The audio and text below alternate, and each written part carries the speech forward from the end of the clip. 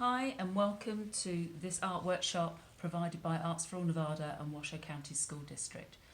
Today we are going to do a cityscape exploring using different sorts of lines and using just black, white and brown paper to give some contrast to our piece. What you're going to need is a brown shopping bag, pencil, scissors, ruler, glue stick and some black markers. The artist that I'm going to show you today is a contemporary artist. That means he is living and working today, and his name is Stephen Wiltshire. He's an English artist, and at the age of 3 he was diagnosed with autism. He didn't actually speak until 9, so the way he would communicate, relate to the world was through his artwork and his drawings. At the age of 8 he got his first commission from the British Prime Minister to draw Salisbury Cathedral. So he's working today and he's very famous for doing cityscapes. Many times he's had a helicopter ride over cities like London and New York and Tokyo, and he's been up in the air for about 45 minutes and then he's come back and he's drawn from memory the whole of the city with all the details. The reason why I've chosen him is basically most of the time he uses just a black pen, and you can see just using the pen and different sorts of lines, he's given all this information about the different buildings, different shapes of them, the floors in them, and even just using lighter lines he's given us some information about the background, what's behind them. So we're going to use that sort of idea on our piece today. The book that I've got for you is called Art, and in this book it looks at using lots of different sorts of lines, some in colour, but to draw all different things. Art. This is art. And this is art. Art and his art. Can you tell them apart? When art is at play, get out of art's way. He zigs, he zags, he really gets wired. There's no stopping art when art is inspired. He draws scribbles that squiggle. Dots, red, yellow and blue. Splotches with blotches and the curliest cue. Art stares at the paper and uses his noodle to conjure up the perfect doodle. And doodles need houses, trees and cool cars, a dog, a moon and billions of bright stars. Art draws and draws till he flops in a heap, and among his creations he falls fast asleep. Now let's be quiet to try something we've heard. A picture is worth 1,000 words. So there he is with his dog, in his cool car, his tree, his house, the moon and the billions of stars. And when he awakes a little bit later, Art sees his art on the refrigerator, held there by magnets, stars and a heart, put there by Mother, 'cause Mother loves art. Oh, and we've got a curliest cue going all the way across. Oh, and I think he's hiding under the back of the book. So he's used different sorts of lines to come up with his picture. So he had the curliest cue, he had the lines, straight lines that squiggled, and they could even go that way in the book. And he had his zigzag lines covering the whole page. So we're going to use some of those lines and others to make our piece of work today. So obviously the words we're going to use, lines is one of them. And I like to think of a line being something that connects two dots. So it can obviously go straight across, or we can do what Art did in the book. It could go squiggle, or it could go up and down. But there's no reason why a line can't be made up of different things, or even a line of dots. All different things you can make of lines. We talk about things being bold, and we make things bold so that they stand out. So a pencil line shows our line, but if we were to trace over it with a pen or next to it, look how much more that stands out. And if we actually make that thicker and maybe even colour in, it will stand out even more. So when you change the sorts of lines you use, and maybe even the thickness of the lines, it adds interest to your piece. Also, contrast is another thing that adds interest to your piece. And it's the differences between things. So if I asked you what the difference or the biggest difference between white, what colour you would use, you'd probably think about using black against it. You can use colours in the same way. The biggest difference between these colours, we've got a green piece. If we put purple next to it, there's a really big difference between them. You can also have contrast with things that are just plain, so the white paper, and if you put a pattern on it, that changes the picture and adds more interest to it. So those are the sort of things you can add in your piece today to make it stand out more. So we're going to start by cutting some blocks. You can obviously just draw a square. An easy way to make sure that it is actually square, I'm going to use a 2.5 inch square. So I'm going to mark it around this corner, and then I'm going to fold the corner in so it meets those marks, and then I'm going to cut round to give me a square shape, which I can use as a template to cut things out. That's the way I like to do it. If you want to do it a different way, that's absolutely fine. So I'm going to use my brown paper bag, just trace round it, and then cut it out. The good thing about brown paper bag, if you use the side, you'll get several sheets at once. So you're going to need 4 squares and then 4 smaller shapes. So let's see, I've actually got 3 there to start with. And my smaller shapes, all I'm going to do is by actually just cutting them in half, or maybe even making a smaller block. So you will need 1, 2, 3, 4, and then I'm going to use these for my smaller things. And I quite like it where you've got the writing on it. I think that works quite well. It adds another piece of interest to it, to our piece.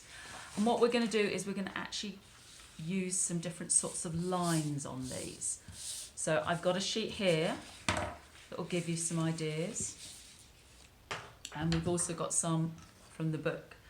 So Art did some straight lines going all the way across.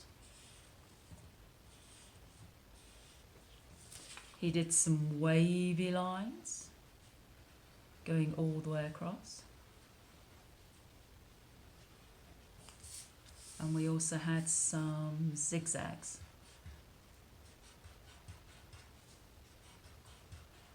I'm using this marker, which is quite wide, so that lines really stand out and they're nice and bold.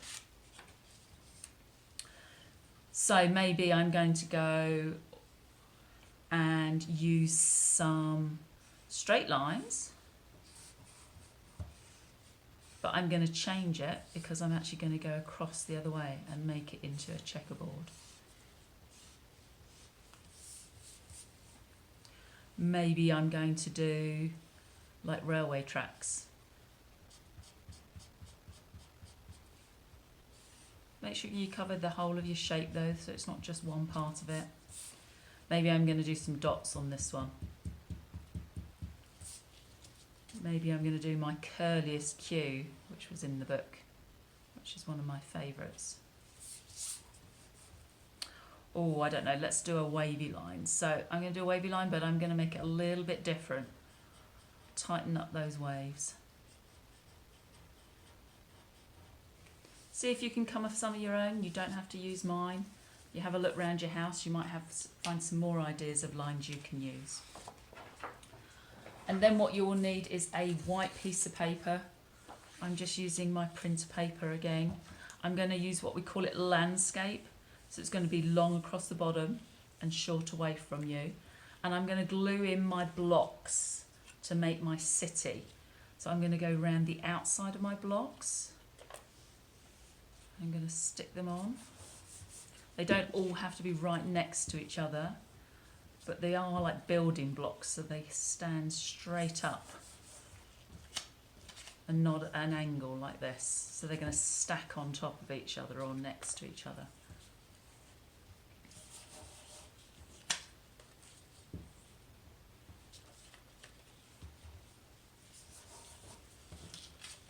And then I'm going to use the smaller ones.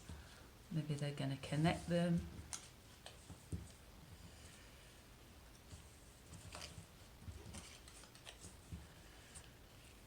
Don't forget we are creating a city, so they're going to be all different sizes of buildings within our city. I'm going to put that one there, I think it's going to go too high. And then what you can do is you can fill in the spaces to make some more blocks for our city, more of our buildings, and just using really thick, bold lines. You can decide what other blocks you are going to add. Maybe I'm going to do a really tall one here. So we're changing our line of our city, our skyline, by adding interest to it and different sorts of shapes. Oh, I've got one here. See how I'm tracing all the way around my block so it really stands out. And then you can think about adding roofs to it. So maybe I'm going to have a really big pointy roof on this one. Maybe this one is just going to have an antenna sticking up. Maybe I'm going to have one that's a bit more like a dome, or a roof that's a little bit more like a house roof. Oh, I'm going to have one that's like a big triangle here. Okay, and then this one, I'm going to another one, do steps like it's going up. All right, so we've got our city, we've got our roofs on our city, but these are just blank spaces. So see what other lines you can come up with. Maybe we're going to have big dots.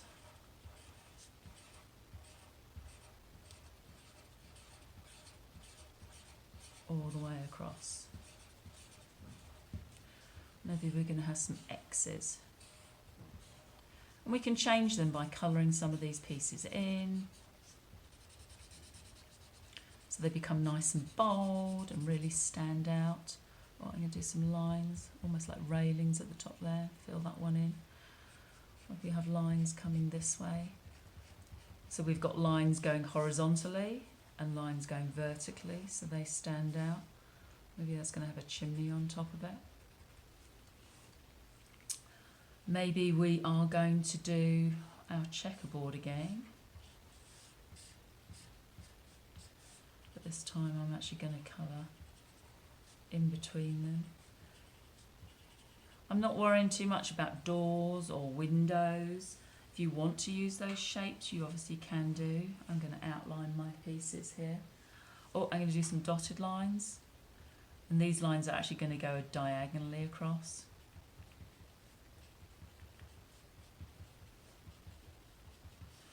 And you can mix some of your pieces. So maybe I'm going to have some wavy lines, but I'm going to have rows of dots in between.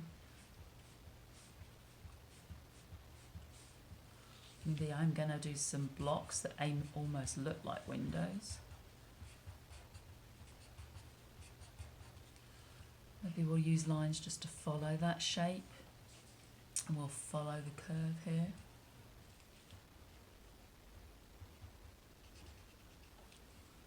We'll follow that line round there. Maybe we'll do some mixture of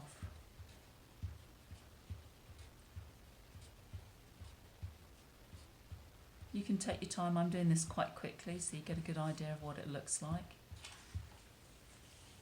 We can colour in more shapes, just solid. We've used pretty bold lines on our piece here, but maybe you'll want to make some even more. So I'm going to colour in between those. So fill up the whole of your piece so that there is a lot of different lines and there's a lot of contrast. So you've got areas of very dark areas and very light areas, and then the brown contrasting with the light areas as well. You might want to go all the way along the bottom and do something for a path. So I'm actually just going to do very, very light wispy lines to show that there's a pavement there. You decide what else you want to add to your piece. I'm going to actually make some of the joins between some of these buildings a little bit more. Maybe you do want to add a door into something. Or maybe you want to put some steps in somewhere. Or maybe a window. Play around with different marks that you can make just using your black marker on your white paper and the brown blocks that you've added. Play around with your ideas. There's no right or wrong. You decide what you want to do to make your city. If you finish that, you may want to play around with making some other things, or maybe even just using colours in your city, like I've done with this one.